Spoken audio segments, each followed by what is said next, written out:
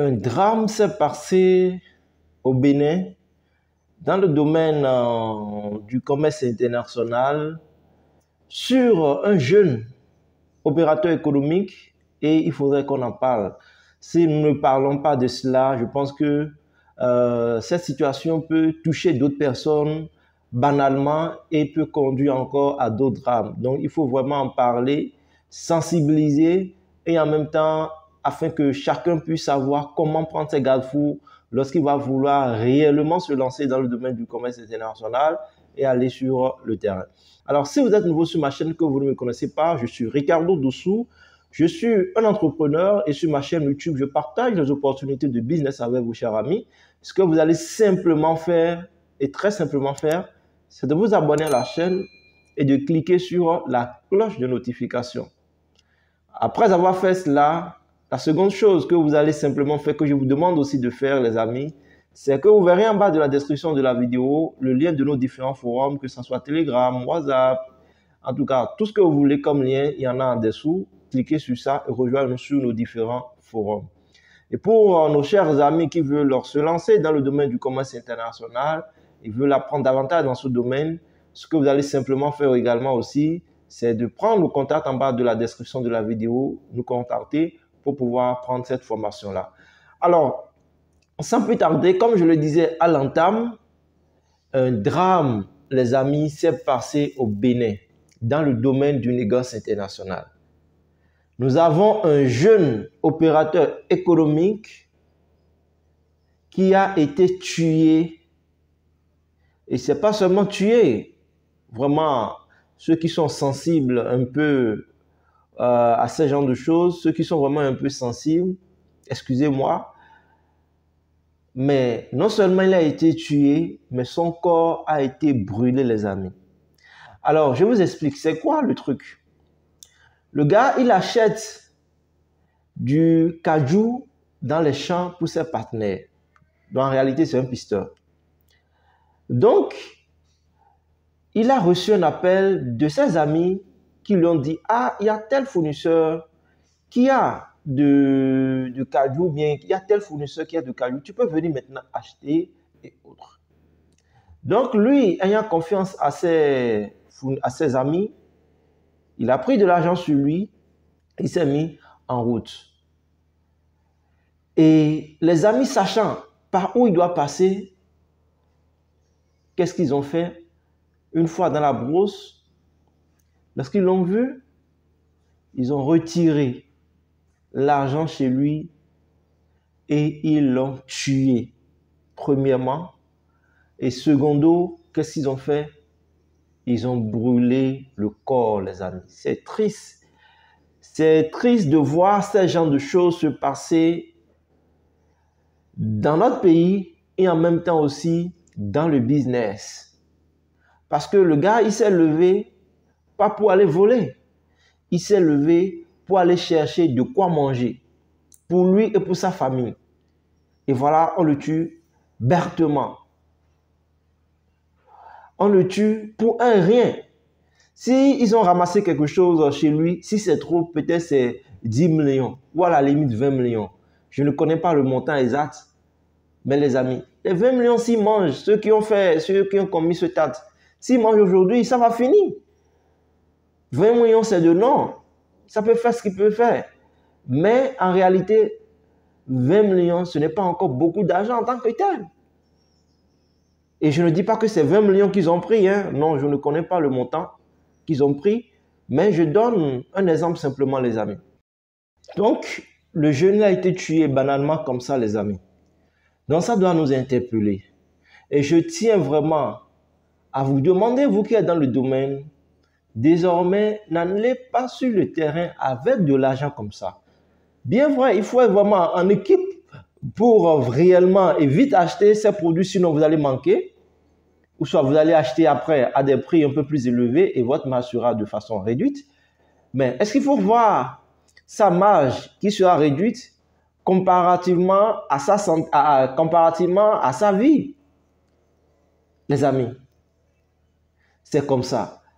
Donc, j'ai plein d'exemples comme ça de personnes qui ont été soit agressées physiquement, soit qui ont reçu des balles au pied. En tout cas, des choses comme ça, les amis. Et ça arrive souvent dans le domaine. Et c'est le risque que nous courons beaucoup plus lorsque nous-mêmes nous allons sur le terrain. C'est ça, les amis. Et de ce côté, il faut aussi noter une chose que je dois souligner dans cette vidéo, c'est que nous avons nos amis chinois, nos amis indiens, nos amis de l'Europe qui voient la situation. Quand ils voient cette situation, en même temps, ils ont peur. Parce que lorsqu'ils décident de te remettre de l'argent, parce que dans le business, c'est basé sur la confiance. Donc, tu as de l'argent, ils te remettent de l'argent, tu vas sur le terrain acheter les produits pour eux et puis tu as ta marge bénéficiaire, tout et tout. Il y a cette manière de faire. Lorsqu'ils ont vent de cette situation, désormais, ils sont aussi réticents, les amis, de pouvoir confier de l'argent à nos frères et sœurs qui sont dans le domaine. Parce qu'ils peuvent se dire, soit c'est une agression qui va survenir et en ce moment, c'est leur argent qui est parti comme ça, soit c'est toi-même qui t'en vas avec leur propre argent. Mais ça, c'est un autre cas. Mais du côté de l'agression, lorsqu'ils entendent ce genre de choses, ils sont encore plus réticents, les amis. Parce que la sécurité est primordiale dans le business. Lorsque vous faites du business et vous n'avez pas la sécurité, la paix du cœur en faisant votre business, c'est que vous n'êtes pas à l'abri à 100% des risques que vous prenez. Et ça peut tout le temps capoter. C'est ça, les amis. Donc, j'invite mes frères et sœurs qui sont dans le domaine à prendre désormais leurs précautions. Et souvent aussi, il faut désormais partager, lorsque vous voulez sortir, il faut partager le GPS avec une connaissance, un membre de votre famille proche. C'est ça, les amis. Vous devez partager cela pour que lorsqu'il y a peut-être une fuite, lorsqu'il y a des situations qui surviennent, ils puissent rapidement vous retracer. Maintenant, l'autre chose également, c'est que votre cercle d'amis ne doit pas être tout le temps au courant de ce que vous avez de l'argent, les amis. C'est là le problème. Je ne peux pas avoir 10 millions chez moi ou bien 10 millions sur moi pour dire à mes amis que j'ai 10 millions et je vais aller acheter de l'anacarde avec du caillou avec dans la brousse. Ce n'est pas possible. Tu ne connais pas leurs intentions. C'est ça. Et ils peuvent même commanditer eux-mêmes ce meurtre. Juste pour gagner les 10 millions. C'est ça, les amis. Donc, ici, moi, je vous conseillerais beaucoup plus de garder le silence et de voir le client, de voir le fournisseur. Vous allez auprès du fournisseur. C'est bon pour vous. Vous faites le paiement et vous faites le chargement en même temps. Vous faites le chargement en même temps. Vous ne devez pas être avec de l'argent sur vous. C'est pourquoi dans le domaine, il faut être un peu organisé. Lorsque vous êtes organisé, vous achetez par exemple les produits bon champ, vous avez votre camionnette ou en même temps votre camion et vous vous déplacez avec. Donc, en même temps que vous achetez, il y a les chargeurs qui sont là. Ils chargent le camion pour vous. Et vous faites l'opération là automatiquement. Mais l'argent ne doit pas rester sur vous. L'argent ne doit pas rester sur vous. Et aussi, il faut se protéger. Nous sommes en Afrique. Je sais qu'il y a beaucoup qui sont dans le domaine, qui ne se laissent pas faire et qui ont recours aux pratiques traditionnelles pour se protéger. Je ne juge pas. Si ce chemin est bon pour vous, tant mieux, allez-y.